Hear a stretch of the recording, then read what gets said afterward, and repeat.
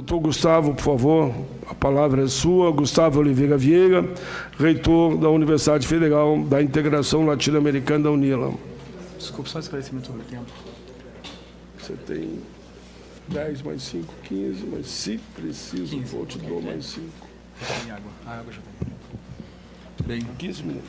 15 minutos também, vou deixar. Mas se for preciso, eu só... 9h30, obrigado. Bem, bom dia a todas, bom dia a todos. Excelentíssimo senhor senador Paulo Paim, como gaúcho há tempos eu acompanho o seu trabalho e admiro, e gostaria de dizer que é mais que sintomático que uma audiência pública em defesa da UNILA e da UNILAB iniciem pela Comissão de Direitos Humanos. É mais que sintomático que essa defesa comece pela Comissão de Direitos Humanos.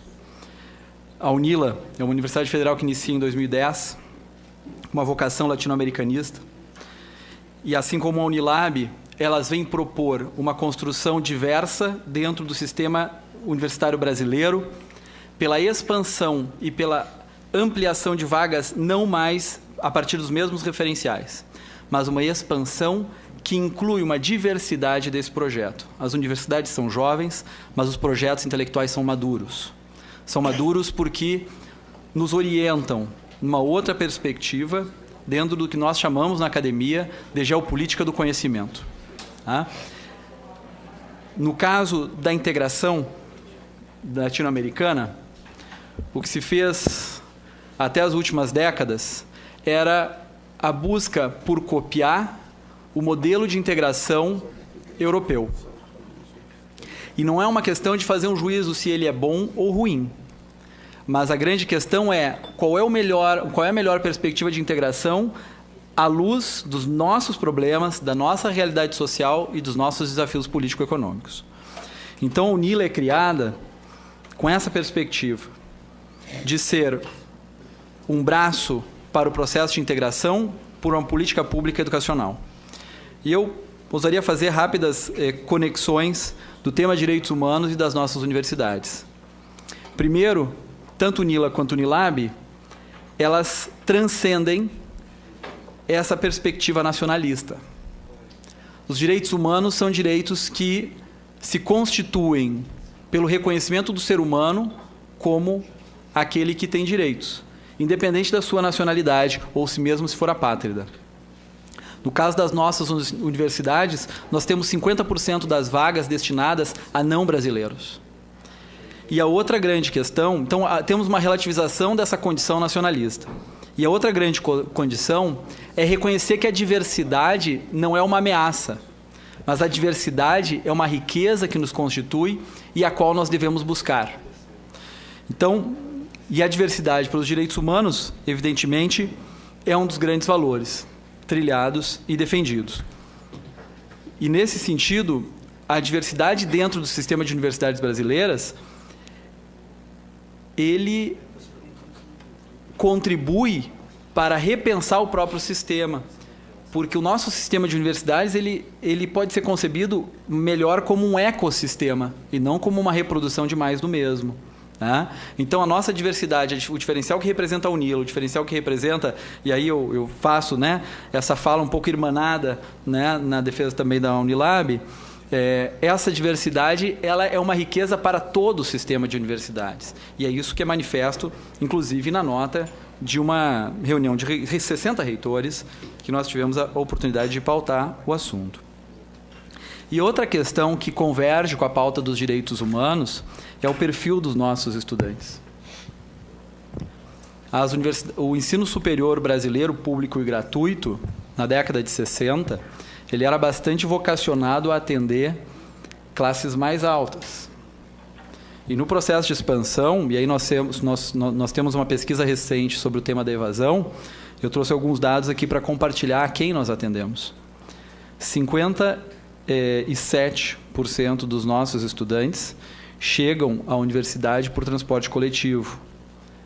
E além deles, 22% vão a pé ou de bicicleta ou de carona. Isso é uma amostragem de 1.000 estudantes. Nós temos 57% em coletivo e mais 22% de carona. Então, nós temos aí quase 80%, né, não vem por transportes autônomos. Em termos de escolaridade mais alta de familiar, a escolaridade mais alta dos familiares, 52% dos nossos estudantes, eles são os primeiros a ingressarem no ensino superior. 66% concluíram seu ensino na escola pública.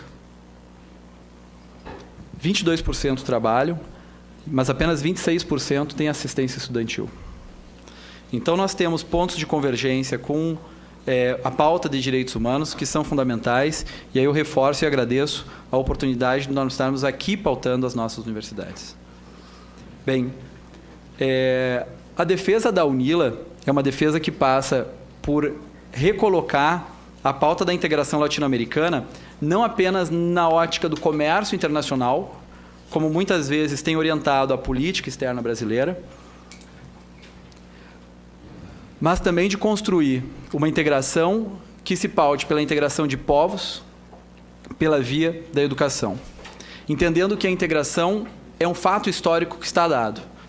Há alguns anos, sem um relatório da Organização Mundial do Comércio, apenas 2 países não negociavam com base em integração com blocos econômicos regionais. Quer dizer, a integração regional é um fato que está dado. Para onde nós vamos nos guiar? Da onde vai sair a matriz do pensamento que vai construir essa orientação para o futuro, para o presente e para o futuro, da posição do Estado brasileiro? É por isso que nós falamos em geopolítica do conhecimento. Nós precisamos começar a pautar a partir das nossas realidades e não mais a partir de realidades exógenas à nossa situação. E a outra questão que nos ameaça, mas que também ameaça os direitos humanos, é a pauta da solidariedade. Certamente, nós temos sido ameaçados por vetores que também são de xenofobia e de financiar ensino público e gratuito para não brasileiros. A UNILA, no caso, nós temos 3.575 estudantes de graduação, dos quais 30% não são brasileiros. Eles vêm de outras 19 países da América Latina que não o Brasil. A base disso, a base do que nos constitui é a solidariedade, assim como a base do que tem que ser pensado e que tem que ser construído na ótica coletiva dos direitos humanos.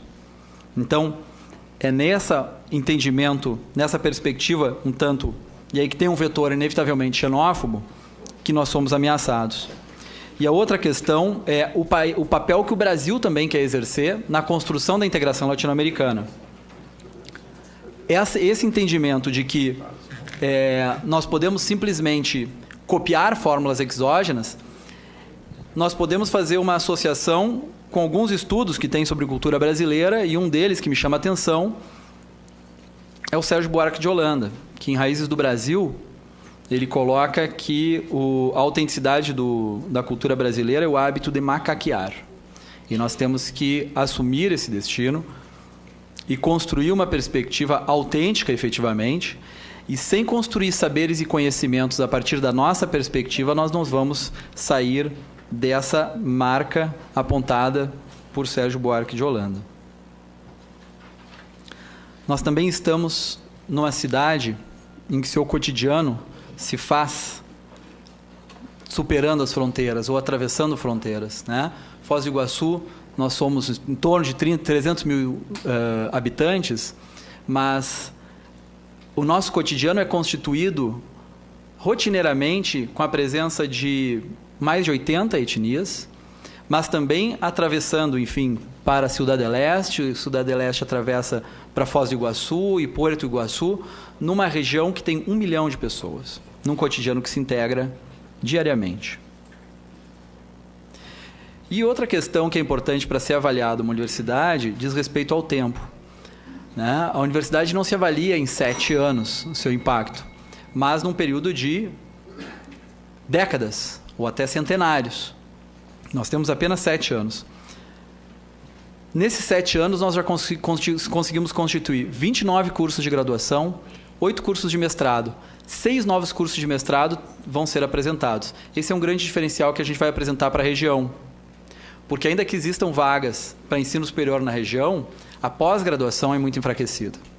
E nesse contexto, a nossa presença no território contribui de modo muito diferenciado para elevar o nível da educação, não só a educação superior. E ainda, no argumento da emenda aditiva 55 à medida provisória 785, que nos, enfim, afeta a identidade, e aí, num contexto em que existir é resistir, né? O argumento é de que uma outra universidade teria mais vocação local e regional, buscando expansão universitária. A UNILA foi responsável pela ampliação de 62% de todas as novas vagas do ensino superior criadas na região do oeste do Paraná desde sua criação. 62% das novas vagas foram oferecidas pela UNILA na região. E, além disso, uma das grandes questões é o fato de não ter se consultado a comunidade universitária, não ter se consultado a comunidade de Foz do Iguaçu para propor a medida. Então, isso afeta a UNILA, mas isso afeta todo o sistema de universidades brasileiras.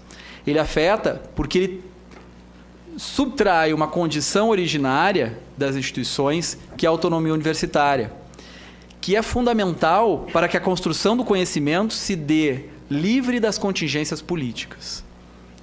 A construção de saberes e a construção do conhecimento não pode ficar vulnerável às contingências e às suscetibilidades da política. Então, são esses os principais argumentos que nós temos. É uma questão que, ainda que seja retirada, como já anunciado, essa emenda aditiva 55, a medida provisória 785, porque era inconstitucional, tinha evidentes inconstitucionalidades, não foi proposto pelo Poder Executivo, e era a criação de um órgão federal. É uma emenda aditiva que não trata do tema da medida provisória. Então, além do tema, né, ser absolutamente outro, então nós estamos convictos que essa ameaça não é uma ameaça que vem apenas por essa medida provisória.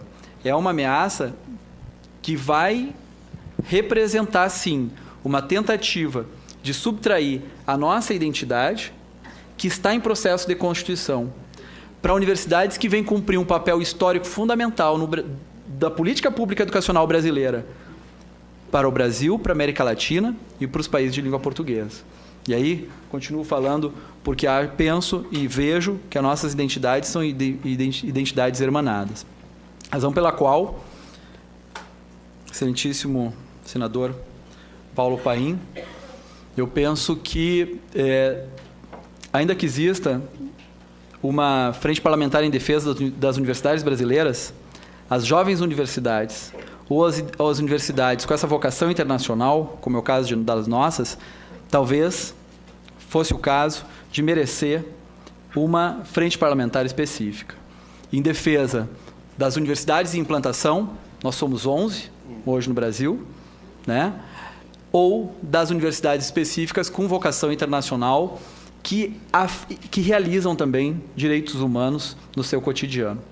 Então, essa é uma solicitação que eu já deixo aqui encaminhada ao senador Paulo Paim, e os dados também da nossa universidade, o informativo nosso no território, essa emenda aditiva, a bancada, a lista da comissão, a posição da Andifes, as notas de apoio que nós recebemos já foram mais de 130.